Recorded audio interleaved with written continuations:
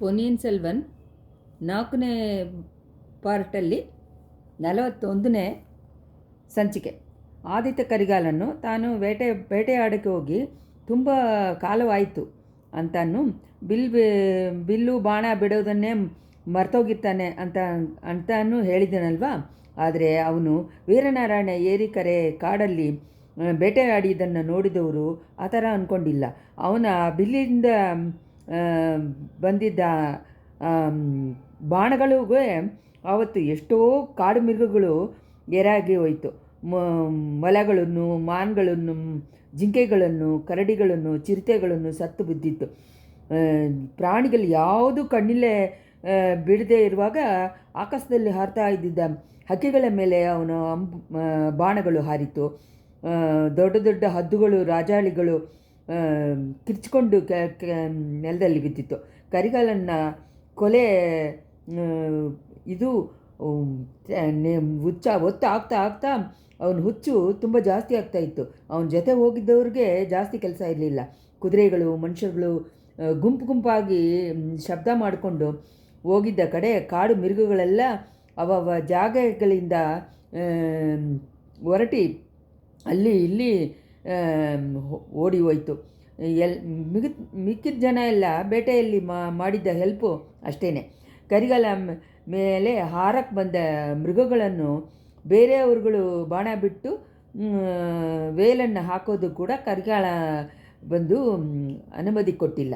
ಕಂದಮಾರ ಒಂದು ಸತಿ ಆ ಥರ ಕರಿಗಾಲನ ಮೇಲೆ ಹಾರ್ಕೊಂಬಂದಿದ್ದ ಕರಡಿ ಮೇಲೆ ಬಾಣ ಹಾಕಿದ್ನು. ಆವಾಗ ಕರಿಗಾಲ ಅವನ ಕಡೆ ತಿರುಗಿ ನೋಡಿ, ಕಂದಮಾರ, ನೀ ಕರಡಿನನ್ನು ಕೊಲ್ಲಕ್ಕೆ ನೋಡಿದ್ಯಾ ಅಥವಾ ನನ್ನನ್ನು ಕೊಲ್ಲಕ್ಕೆ ಟ್ರೈ ಮಾಡಿದ್ಯಾ ಅಂತ ಕೇಳಿದ್ನು. ಕಂದಮಾರ ಮೊಗದಲ್ಲಿ ಮುಖ ಎಲ್ಲ ಎಳ್ಳು ಸಾಸಿವೆಯನ್ನು ಚಡಿತಾ ಇತ್ತು. ಆಮೇಲೆ ಅವನು ಬಿಲ್ಲನ್ನು ಎತ್ತನೇ ಇಲ್ಲ. ಒತ್ತಾಗ್ತಾ ಸೂರ್ಯ ಬಂದ್ಬಿಟ್ಟು ಉಚ್ಚಿ ವಾನಕ್ಕೆ ಹೋಗಿದ್ದ, ಆಕಾಶಕ್ಕೆ ಹೋಗಿದ್ದ ಸಮಯ ಎಲ್ಲರೂ ಟಯರ್ಡಾಗಿ ಹೋದರು. ಸ್ವಲ್ಪ ಹೊತ್ತು ರೆಸ್ಟ್ ತಗೊಂಡು ಆಮೇಲೆ ಮನೆಗೆ ಹೋಗೋಣ ಅಂತ ಯೋಚನೆ ಎಲ್ರಿಗೂ ಮನಸ್ಸಿನಲ್ಲಿ ಅನಿಸಿತ್ತು. ಆದರೆ ಕರಿಗಾಲನು ತುಂಬ ಟಯರ್ಡಾಗಿ ಹೋಗಿದ್ದ ಕುದುರೆಯನ್ನು ತಿರ್ಗಾನು ಕಾಡು ದಾರಿಯಲ್ಲಿ ಬಿಟ್ಕೊಂಡು ಹೋದ. ಬೆಳಗ್ಗೆ ಎಲ್ಲ ಕಂದಮಾರ ಕರಿಗಾಲಣ್ಣನ ಜೊತೆಗೇ ಹೋಗ್ತಾ ಇದ್ದ. ನನ್ನನ್ನು ಕೊಲ್ಲಕ್ಕೆ ನೋಡಿದ್ಯಾ ಅಂತ ಕರಿಗಾಲ ಅವನ್ನ ಕೇಳಿದ ಮೇಲೆ ಕಂದಮಾರ ಹಿಂದೆ ಇದ್ದು ಪಾರ್ಥಿಬೇಂದ್ರನ ಜೊತೆಗೆ ಸೇರಿಕೊಂಡ. ಅವನ ಹತ್ರ ಯುವರಾಜನ್ನ ಮೊರಟಾದಿಗೆ ನಡತೆಯನ್ನು ಮಾತನ್ನು ಹೇಳಿ ತಪ್ಪು ಹೇಳೋಕ್ಕೆ ಶುರು ಮಾಡಿದ. ಪಾರ್ಥಿಬೇಂದ್ರನ ಅದಕ್ಕೆಲ್ಲ ಸಮಾಧಾನ ಹೇಳೋಕ್ಕೆ ಟ್ರೈ ಮಾಡಿದ್ದಾನೆ. ಇಂಥ ಸಮಯ ನೋಡಿ ವಂದಿತೇವನ್ ಕರಿಗಾಲನ ಹತ್ರ ಬಂದ. ಆಮೇಲೆ ಅವ್ರುಗಳಿಬ್ಬರು ಸೇರಿಕೊಂಡು ಮುಂದೆ ಹೋಗ್ತಾಯಿದ್ರು. ವಂದಿತೇವನ ಬಿಲ್ಲು ಬಾಣ ಎತ್ಕೊಂಡು ಬರಲಿಲ್ಲ. ಅವನಿಗೆ ಬಿಲ್ಲು ಈ ಬಾಣ ಬಿಡೋದು ಅಷ್ಟಾಗಿ ಅಭ್ಯಾಸ ಇಲ್ಲ. ಕೈನಲ್ಲಿ ವೇಲ್ ಮಾತ್ರ ಎತ್ಕೊಂಡು ಬಂದಿದ್ದ. ಆದ್ದರಿಂದ ಕರಿಗಾಲನ ಬೇಟೆಯಲ್ಲಿ ಅಡ್ಡ ಮಾಡದೆ ಅವನು ಜಾಗ್ರತೆಯಾಗಿ ಹೋಗ್ತಾ ಇದ್ದ. ಏನಾದರೂ ಅಪಾಯ ಬರೋ ಹಾಗೆ ಅಂದರೆ ವೇಲನ್ನು ಉಪಯೋಗಿಸ್ಕೊಳ್ಳೋಣ ಅಂತ ಹೇಳಿ ರೆಡಿಯಾಗಿದ್ದ. ಅಂಥ ಸಮಯ ಮಧ್ಯಾಹ್ನ ಉಚ್ಚಿ ಕಾಲ ಬಂದುಬಿಡ್ತು. ತನಕನೂ ಏನೂ ಸಿಕ್ಕಲಿಲ್ಲ. ಕಂದಮಾರ ಪಾರ್ಥಿಬೇಂದ್ರನ ಹತ್ರ, ಇವತ್ತಿಗೆ ಇಷ್ಟೇ ಬೇಟೆಯಾಡಿದ್ದು ಸಾಕಲ್ವಾ? ಇನ್ನೂ ಒಂದೇ ದಿನದಲ್ಲೇ ಈ ಕಾಡಿನಲ್ಲಿರುವ ಪ್ರಾಣಿಗಳನ್ನೆಲ್ಲ ಸಾಯಿಸಿಬಿಡ್ತಾರೆ ಅನಿಸತ್ತೆ. ಇವರು ಬೇಟೆ ಹುಚ್ಚು ತಣಿಸೋಕ್ಕೆ ಕೊಲ್ಲಿಮಲೆಗೆ ತಾನೇ ಹೋಗಬೇಕು. ಇವತ್ತಿಗೆ ಸಾಕು, ಮನೆಗೆ ಹೋಗೋಣ ಅಂತ ಹೇಳಿದಾನೆ. ಅದಕ್ಕೆ ಪಾರ್ಥಿಬೇಂದ್ರನ್, ತಮ್ಮ ಯುವರಾಜರನ್ನ ಮನಸ್ಸಿನಲ್ಲಿ ಏನೋ ಗೊಂದಲ ಇದೆ. ಒಂದು ದೊಡ್ಡ ಸಾಮ್ರಾಜ್ಯವನ್ನು ಬಿಟ್ಕೊಟ್ಟು ಬಿಡೋದು ಅಂದರೆ ಸುಮ್ಮನೆನಾ? ಆದರೆ ಈ ಅಹಂಕಾರವೆಲ್ಲ ಅವರು ಬೇಟೆಯಲ್ಲಿ ತೋರಿಸ್ತಾ ಇದ್ದಾರೆ. ಅದರಿಂದ ಒಳ್ಳೆಯದೇ. ಇಲ್ಲ ಅಂದರೆ ನನ್ನ ಮೀದು ತೋರಿಸ್ತಾರೆ. ಆದ್ದರಿಂದ ಅವರೇ ಬೇಡ ಅಂತ ಬಿಡೋ ತನಕ ನಾವು ಇದರಲ್ಲಿ ಅಡ್ಡ ಹಾಕಬೇಡ ಅಂತ ಅಂದ. ಇಂಥ ಸಮಯದಲ್ಲಿ ವನಾಂತರಗಳೆಲ್ಲ ನಡುಗೋ ಹಾಗೆ ಒಂದು ಗರ್ಜನೆ ಶಬ್ದ ಕೇಳಿತ್ತು.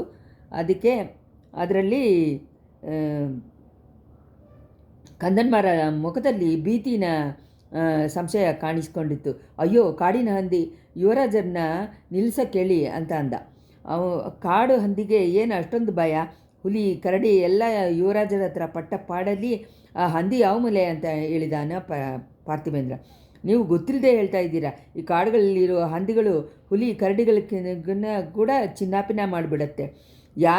ಆನೆಯನ್ನು ಅಡ್ಡ ಮಾಡಿ ಕೆಳಗೆ ತಳ್ಳಿಬಿಡುತ್ತದೆ. ಕುದುರೆಗಳು ಅದಕ್ಕೆ ಲಕ್ಷ್ಯನೇ ಇಲ್ಲ.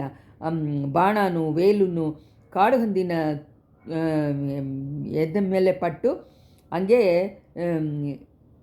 ಬೀಳತ್ತೆ ಹೊತ್ತು ಅದನ್ನು ಮೈ ಒಳಗೆ ಹೋಗಲ್ಲ. ಅಯ್ಯ ಅಯ್ಯ ನಿಲ್ಲಿ ಅಂತ ಹೇಳಿ ಕಂದನ್ ಮರ ಕೂಗಿದ. ಅದೇ ಸಮಯದಲ್ಲಿ ಕಾಡು ಪೊದೆಗಳಲ್ಲಿ ಒಂದು ಚಿಕ್ಕ ಬಿರುಗಾಳಿ ಬರೋ ಥರ ಒಂದು ಅಲ್ಲೋಲ ಕಲ್ಲೋಲ ಕಾಣಿಸ್ಕೊಂಡಿತ್ತು.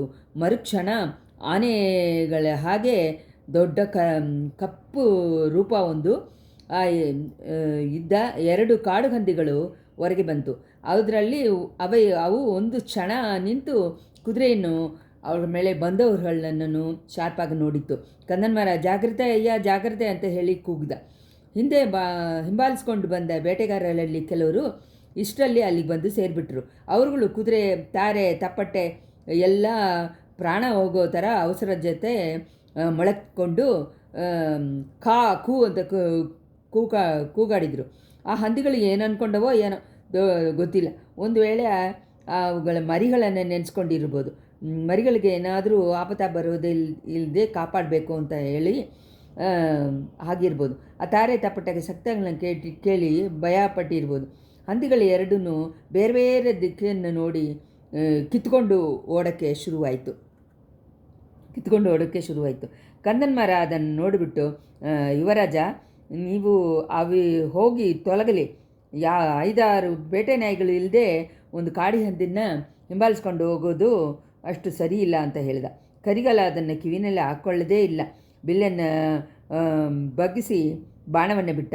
ಅದು ಒಂದು ಹಂದಿನ ಬೆನ್ನಲ್ಲಿ ಹೋಗಿ ಚುಚ್ಕೊಂಡ ಹಾಗೆ ಇದ್ದುಬಿಟ್ಟು ಚುಚ್ಕೊಂಡಿದ್ದನ್ನು ನೋಡಿಬಿಟ್ಟು ಯುವರಾಜ ಆಹಾ ಅಂತ ಹೇರಿ ಉರ್ಷಾಗ ಘೋಷ ಮಾಡ್ದ.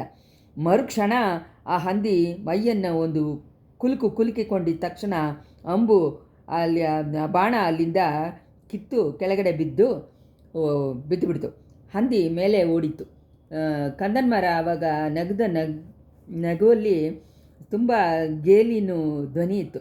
ಕರಿಗಾಲ ಅವನ್ನ ನೋಡಿ, ಕಂದನ್ ಮರ, ಎಲ್ಲಿ ಒಂದು ಪಂದ್ಯ, ನಾನು ವಂದ್ಯತೆಯನ್ನು ಆ ಹಂದಿನ ಹಿಂಬಾಲಿಸ್ಕೊಂಡು ಹೋಗ್ತೀವಿ, ಅದನ್ನು ಕೊಂದು ಎತ್ಕೊಂಡು ಬರ್ತೀವಿ. ನೀನು ಪಾರ್ಥಿಮೇಂದ್ರನ್ನು ಇನ್ನೊಂದು ಹಂದಿಯನ್ನು ಹಿಂಬಾಲಿಸ್ಕೊಂಡು ಹೋಗಿ ಕೊಲೆ ಮಾಡಿ ತೊಗೊಂಬನ್ನಿ. ಈ ಹಂದಿಗಳು ಎರಡನ್ನು ಕೊಲ್ಲದೆ ಅರಮನೆಗೆ ಹಿಂತಿರುಗಬಾರ್ದು ಅಂತ ಹೇಳಿಕೊಂಡೆ ಕುದುರೆಯನ್ನು ತಟ್ಟಿಬಿಟ್ಟ. ವಂದಿತೆಯನ್ನು ಅವನ ಜೊತೆ ಹೋಗಿದ್ದ.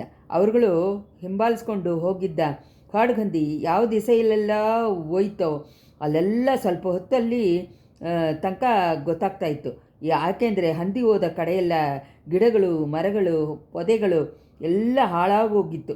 ಆಮೇಲೆ ಒಂದು ಚಿಕ್ಕ ಕಾಲ್ವಾಯಿ ಅಡ್ಡ ಬಂತು. ಅದು ಕಾಡಿನಲ್ಲಿ ಸುರಿಯುವ ಮಳೆಯ ನೀರನ್ನು ಏರಿನಲ್ಲಿ ಕೊಂಡು ಬಂದು ಸೇರಿಸುವ ಕಾಲ್ವಾಯಿ.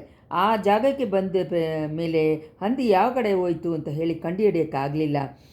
ಕಾಲ್ವಾಯಿಯನ್ನು ದಾಟಿ ಆ ಕಡೆ ಇರೋ ಕಾಡಿಗೆ ಹೋಗೋದಾ, ಕಾಲ್ವಾಯಿ ಕೊನೆಯಿಂದನೇ ಹೋಗಿ ಸೈಡಿಂದ ಹೋಗಿಯೋ ಆ ಕಡೆ ಈ ಕಡೆ ಹೋಯ್ತಾ ಅಂತ ಹೇಳಿ ತಿಳ್ಕೊಳ್ಳೋಕ್ಕಾಗಲಿಲ್ಲ.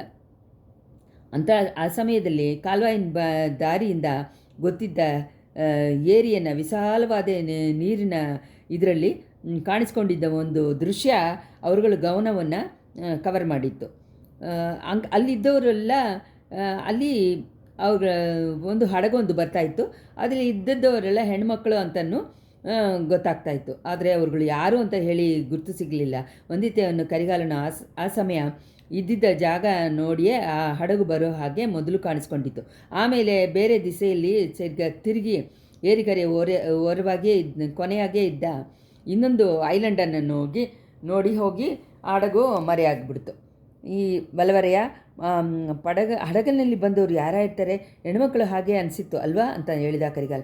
ಹೆಣ್ಮಕ್ಳು ಹಾಗೇ ಇತ್ತು, ಅದಕ್ಕೆ ಮೇಲೆ ನನಗೂ ಗೊತ್ತಿಲ್ಲ ಅಂತ ಅಂದ ವಂದಿತೇವರು. ಒಂದು ವೇಳೆ ಸಂಭವ್ರು ಇರ್ಬಿಟ್ಟು ಹೆಣ್ಮಕ್ಳಾಗಿರ್ಬೋದಾ, ಮನೆ ಹೆಣ್ಮಕ್ಳಾಗಿರ್ಬೋದಾ, ಇದ್ರೂ ಇರ್ಬೋದು. ಆದರೆ ಅವ್ರುಗಳು ಯಾಕೆ ಇಷ್ಟು ದೂರ ಬರಬೇಕು? ಹೌದು, ಅವ್ರುಗಳ ಇರೋಕ್ಕೆ ಸಾಧ್ಯ ಇಲ್ಲ. ಬೆಳಗ್ಗೆ ಪಳವೇಟರೆ ಹೊರಟೋದ್ಮೇಲೆ ಹೋಗ್ಬಿಟ್ರಲ್ವ, ನಿಶ್ಚಯತಾನೇ ಅಯ್ಯ. ಅರಮನೆ ಬಾಗಿಲು ತೆಗೆಯೋದನ್ನು, ಅವರು ಯಾನೆ ಮೇಲೆ ಹೋಗಿ ಹೊರಗಡೆ ಹೋಗಿದ್ದನ್ನು ನಾನೇ ನೋಡಿದೆ. ಅದು ಮಟ್ಟು ಆದ್ರೂ ಹೊರಟೋಗ್ಬಿಟ್ಟು ಅವ್ರು ಮಾತ್ರ ತಾನೇ ಹೋದ್ರ? ಹೌದು, ಮುದುಕರು ಮಾತ್ರ ಹೋದರು, ಚಿಕ್ಕ ರಾಣಿ ಹೋಗಲಿಲ್ಲ. ಆ ಮುದುಕರ ಥರ ವೀರಾದಿ ವೀರಣ್ಣನ ಎಲ್ಲಿ ನೋಡ್ತೀವಿ? ನಮ್ಮ ಅಜ್ಜನ ಕಾಲದಿಂದ ಮಲೆಮಾನ್ ಕೂಡ ಪಳವೇಟರಿಗೆ ನೆಕ್ಸ್ಟ್ ಅಂತಲೇ ಹೇಳಬೇಕು. ಅಯ್ಯ, ಆ ಮುದುಕರುಗಳ ಬಗ್ಗೆ ಎಲ್ಲ ಇವಾಗ ಯಾಕೆ ಬೇರೆಯವರು ಹೇಳಿ ತಾನೇ ಕೇಳಿದ್ದೀನಿ. ನಿಮ್ಮ ವೀರವನ್ನು ರಣರಂಗದಲ್ಲಿ ನಾನು ಸೀದಾ ನೋಡಿದ್ದೀನಲ್ವ, ಕಡುಂಬರ ಅರಮನೆಯಲ್ಲೂ ನೋಡಿದ್ದೀನಿ. ಮುದುಕರು, ಚಿಕ್ಕ ವಯಸ್ಸಿನವರು ಎಲ್ಲರೂ ಹೇಗೆ ನಡುನಡುಕೆ ಥರ ಮಾಡಿಬಿಟ್ಟಿದ್ದೀರಾ ನೀವು ಅಂತ ಅಂದೈತೆ. ಅದು ನಿಜಾನೇ. ಆದರೆ ಅದಕ್ಕೋಸ್ಕರ ಇಷ್ಟೊಂದು ದಡಬಡಲೆಲ್ಲ ಮಾಡಬೇಡ ಅನಿಸುತ್ತೆ. ಆ ಸಂದರ್ಭ ಹತ್ತಿರ ಬರುವಾಗ ನನಗೆ ಮನಸ್ಸನ್ನು ಮೈಯನ್ನು ನಡುಗ್ತಾ ಇದೆ. ನನ್ನ ಹಾಗೆ ಇರುವ ಭಯಗೊಳ್ಳಿ ಹೇಡಿಯನ್ನು ಈ ಸೋಳನಾಡಿನಲ್ಲೇ ನೋಡೋಕ್ಕಾಗಲ್ಲ. ಯುವರಾಜ, ಈ ಕಾಡಿನಲ್ಲಿ ಬೇಟೆಯಾಡಿದಾಗ ಆ ಥರ ನೀವು ನಡಿಗೆಯದ್ದ ಹಾಗೆ ಕಾಣಲಿಲ್ವಲ್ಲ? ಈ ಪ್ರಾಣಿಗಳು, ಪಕ್ಷಿಗಳು, ಹಿಂದೆ ಬಂದವರು ಎಲ್ಲರೂ ಅಲ್ವಾ ನಡುಕೋ ಥರ ಮಾಡಿಬಿಟ್ರಿ ಅಂತ ಹೇಳಿದ. ಇದೆಲ್ಲ ಒಂದು ಧೈರ್ಯದಲ್ಲಿ ಸೇರಿದ್ದ. ಕೇವಲ ಒಂದು ಬೇಟೆ ನಾಯಿ ವೆಂಗೆ ಹುಲಿ ಮೇಲೆ ಹಾರಿ ಕೊಲ್ತಾ ಇದೆ, ಕಾಡು ಹಂದಿ ಮದೆ ಆನೆ ಜೊತೆ ಜಗಳಕ್ಕೆ ಹೋಗ್ತಾ ಇದೆ. ಬೇಟೆಯಾಡೋ ಒಂದು ಧೈರ್ಯನ ಒಲವರೆಯ ಕೇಳು. ನಾನು ಮಾಡಿದ ಸಂಚು ಫಲಿತ ಆಗಿಬಿಡ್ತು. ಪಳವೇಟರೆ ನಂದಿನಿನ ಸಪ್ರೇಟಾಗಿ ಬಿಟ್ಬಿಟ್ಟು ಹೋಗ್ಬಿಟ್ರು. ಆದ್ರೂ ಅವಳನ್ನ ಸಪ್ರೇಟಾಗಿ ನೋಡಿ ಮಾತಾಡೋದ್ರ ಬಗ್ಗೆ ಅಂದ್ಕೊಂಡ್ರೆ ನನಗೆ ತುಂಬ ಭೀತಿ ಉಂಟಾಗತ್ತೆ ಅಂತ ಹೇಳಿದ ಆದಿತ್ಯ ಕರಿಗಾಲ. ಅಯ್ಯ, ಅದಕ್ಕೆ ಕಾರಣ ಇದೆ. ಇಷ್ಟೊಂದು ಕಾಲನು ಪಳುವೂರು ರಾಣಿ ಬಗ್ಗೆ ಒಂದು ವಿಧವಾಗಿ ಅಂದ್ಕೊಂಡಿದ್ದೀರ. ಇವಾಗ ಅವರು ನಿಮ್ಮ ಸೋದರಿ ಅನ್ನೋದನ್ನು ಗುರ್ತಿಸ್ತಿದ್ದೀರ. ಅವರು ತಮ್ಮ ಕೊಲವನ್ನೇ ಅಳಿಸಿಬಿಡಬೇಕು ಅಂತ ಹೇಳಿ ಪಾಂಡಿನಾಡಿನ ಸಂಚಿಕಾರರ ಜೊತೆ ಸೇರಿಕೊಂಡಿದ್ದಾರೆ. ಇದನ್ನೆಲ್ಲ ಅವ್ರ ಹತ್ರ ಹೇಳೋದು ಕಷ್ಟವಾದ ಕಾರ್ಯನೇ. ನನಗೆ ಅದಕ್ಕೊಂದು ಸಂದರ್ಭ ಸಿಕ್ಕಿದ್ರೂ ನನ್ನಿಂದ ಆಗಲ್ಲ ಅನಿಸುತ್ತೆ. ಗೆಳೆಯ, ನೀನು ಅರ್ತಿ ಬಂದಿದ್ದ ಹೇಳಿದ ಸುದ್ದಿ ಒಂದೊಂದನ್ನು ಶಾಕ್ ಆಗೋ ಥರನೇ ಇದೆ. ಇನ್ನೂ ನನ್ನಿಂದ ನಂಬೋಕ್ಕಾಗ್ತಾ ಇಲ್ಲ. ಆದರೆ ಕೆಲವು ಸಲಿ ಹಳೆಯ ವಿಷಯಗಳನ್ನ ಯೋಚನೆ ಮಾಡಿ ನೋಡಿದರೆ ಇವೆಲ್ಲ ನಿಜವಾಗಿರ್ಬೋದು ಅಂತ ಅನಿಸುತ್ತೆ. ನನಗೂ ಅವಳಿಗೆ ಮಧ್ಯದಲ್ಲಿ ಯಾವಾಗಲೂ ಒಂದು ಮಾಯ ತೆರೆ ಬರ್ತಾಯಿತ್ತು. ಪಳೆಯಾರೆ, ದೊಡ್ಡ ಪ್ರಾಟಿ, ಚೆಂಬಿಯನ್ ಮಾದೇವಿಯರು, ನಂದಿನಿ ಜೊತೆ ನಾನು ಸಹವಾಸ ಇಟ್ಕೋಬಾಳದು ಅಂತ ಹೇಳಿ ಆ ದಿನದಲ್ಲಿ ಒತ್ತಾಯ ಮಾಡಿ ಹೇಳಿದರು. ಆದರೆ ನಿಜ ಪೂರ್ತಿನೂ ಹೇಳಲಿಲ್ಲ. ಹೇಳಿದರೆ ಇಷ್ಟೊಂದೆಲ್ಲ ಆಗಿರಲ್ಲ. ಚೆಂಬಿಯನ್ ಮಾದೇವಿಗೆ ಪೂರ್ತಿ ನಿಜಾನೂ ತಿಳಿಯದೇ ಇರ್ಬೋದು. ಯಾರೋ ಅನಾದೆ ಊಮೆ ಮೂಗಿ ಹೆತ್ತು ಹಾಕಿಬಿಟ್ಟು ಓದಿದ್ದ ಹೆಣ್ಣು ಅಂತ ಮಾತ್ರ ಗೊತ್ತಿರ್ಬೋದು. ಸುಂದರ ಸೋಳನ ಮಗಳು ಪಳುವೂರು ಇಳೆರಾಣಿ ಅನ್ನೋದು ಒಂದು ವೇಳೆ ಗೊತ್ತಿಲ್ಲದೆ ಇರ್ಬೋದು. ಇಷ್ಟರಲ್ಲಿ 41ನೇ ಸಂಚಿಕೆ ಮುಗಿಯಿತು.